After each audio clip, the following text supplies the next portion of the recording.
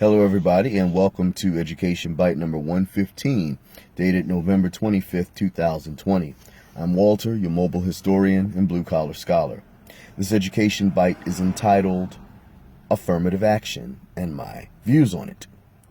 Now, be forewarned that I keep it 100% honest in this video with respect to my views on affirmative action. I use very little filter here, and thus, if you have thin skin, it may be advised that you not watch this video. But I trust that most of you are able to disagree and still remain civil. So I invite you to continue listening, okay?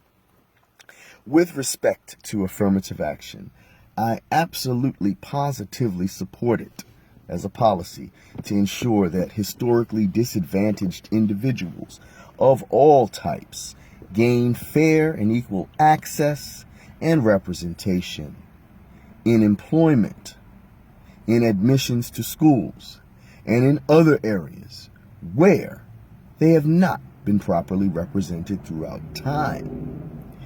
One thing that bothers me greatly, and I do mean greatly, is when I hear individuals, of all races by the way, call affirmative action reverse racism.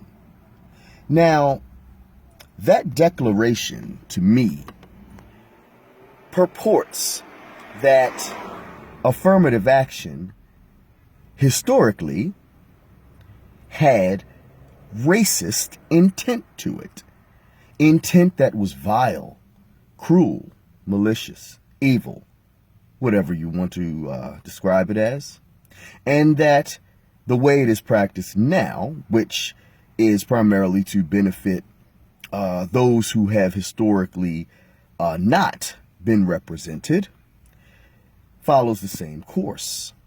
Well, I have to disagree with their perspective. Affirmative action historically, all right, or rather let me say it like this. Affirmative action is no new thing in the United States of America. It may be fairly new in the way it is practiced now, yes, but affirmative action has always existed in America.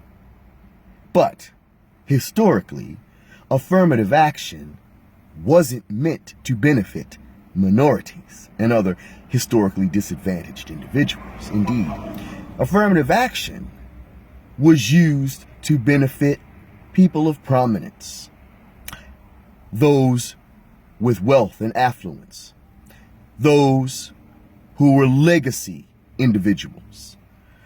My dad went here, my granddad went here, my great-granddad went here, you know. Affirmative action benefited those folks. So as long as that was the norm of the day, nobody complained. It was all good. It was just a natural part of the accepted order. But as times changed and the people and the governments in question saw that this was beginning to fall out of favor, okay, affirmative action was effectively inverted to benefit minorities, to the disadvantage, essentially, of some of those historically privileged individuals, such as legacy students and affluent individuals. Just because I'm a Rockefeller or a Roosevelt or a Carnegie or a Trump or a litany of different others, okay? When it stopped benefiting those and started benefiting the disadvantaged, that's, of course, when affirmative action became a bad thing. What a surprise. And now, all of a sudden, it's reverse racism. But yet it wasn't racism when it was used before. It's only racism now in their minds because it works to the disadvantage of essentially white males. Whereas back in the day, that is who it exclusively worked for.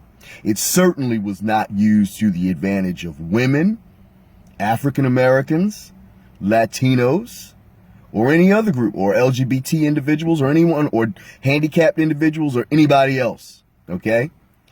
And like I said, even within the context of white males, typically those who were affluent or were legacy individuals truly benefited from it. So poorer white males even did not benefit from affirmative action, so to speak, okay? Not as much as the two groups that I've mentioned, okay? But in any case, now that affirmative action benefits minorities, it's all of a sudden a bad thing. And I really take issue with those who purport that argument, because face it, and we keep it real here, that this is America, and racism is embedded into our great country's DNA. There is no getting around that. And those who continue to make the argument that the only way to get beyond racism is to stop considering race clearly are in gross denial about the realities of race in America. There will, at least not in my lifetime anyway, I firmly believe, be an America that is not race conscious. Like I said, racism is embedded in this country's DNA. Race will always be a factor. Race will always be considered. And the purpose of affirmative action, essentially, is to give all races a chance. Okay? I agree strongly with the thought process espoused by Justice Harry Blackmun in the Regents of the University of California versus Bakke case, Supreme Court decision from 1978, where Justice Blackmun wrote in his concurrence that in order to get beyond race, we must first take account of race, okay? And in order to treat some persons equally, we have to treat them differently. Now, opponents of affirmative action strongly disagree with that statement, because as far as they're concerned, treating anybody differently on account of race further fuels the fire of racism. But that's just not true. Again, we live in America, where racism is embedded in the country's DNA. Race will always be a factor. And to suggest otherwise, you're wearing blinders. It's a Pollyannish perspective, in my opinion. All right? It sounds good. When you had the chance to do that, you didn't do it. Okay? Reference the case of Plessy versus Ferguson in 1896. Okay? Where Justice Harlan, in his dissent, put forth the notion of a colorblind society. Now, if the court had accepted that then, we might not have the problems we have today. It's a fat chance, but hey, a guy can dream.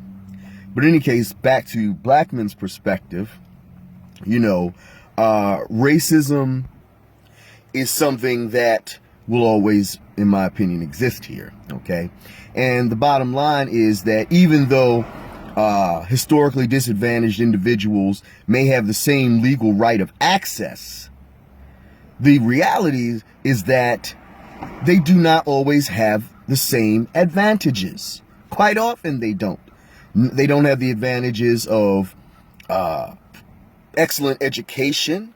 They don't have the advantages of excellent quality of life, financial resources, and other things, okay? So, bottom line, historically disadvantaged individuals aren't operating on the same playing field as whites in most circumstances.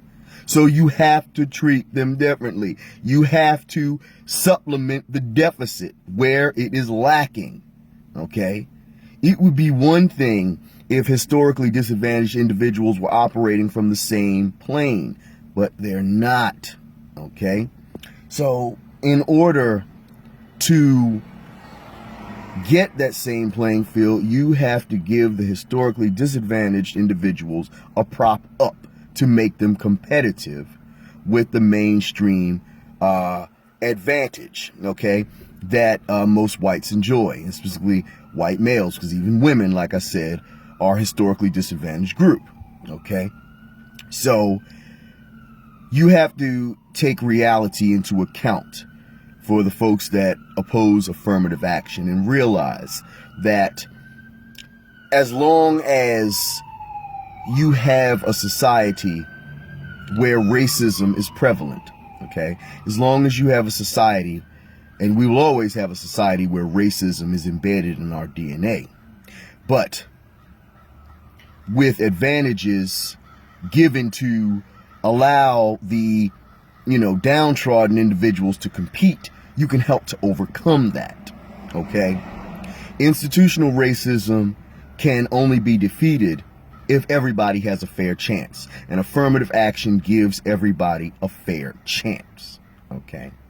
Yes, we would love a colorblind society. That's why this video is in gray, so everything looks the same, all right? But we know that right now, and maybe for who knows how long, that's just not going to happen. And thus, affirmative action gives the disadvantaged individuals a chance to compete and a chance to move us closer to that colorblind society that so many advocate that we already have. But in reality, they know we don't, okay?